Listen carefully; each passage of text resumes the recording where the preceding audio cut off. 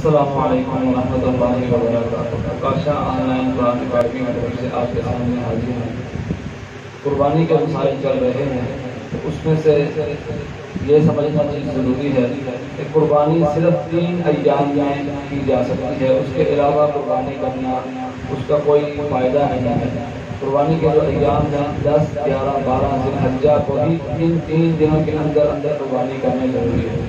اگر کوئی شخص قربانی کے علاوہ کسی کو صدقہ دے دیتا ہے یا کسی کو حج کروا دیتا ہے یا کسی کو کسی مالیت پیسے دے دیتا ہے تو اس سے قربانی کا واجب جو ہے وہ ادا نہیں ہوگا۔ اسی طرح جیسے نماز نہ پڑھے اور کوئی شخص اس کی جگہ کوئی صدقہ دے دے، یا حج نہ کرے اس کی جگہ کوئی صدقہ دے دے، اگر زکوٰۃ واجب ہے تو زکوٰۃ نہ دے بلکہ اس کی جگہ کوئی صدقہ دے دے تو وہ فرض اسی طرح اس شخص پر واجب رہے گا۔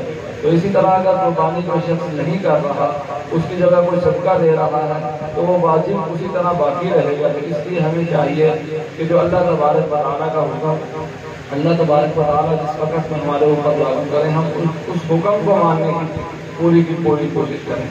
اللہ تبارک و تعالیٰ سے دعا ہے جو کچھ کہا گیا اس پر عمل کرنے کی توفیق عطا فرمائے۔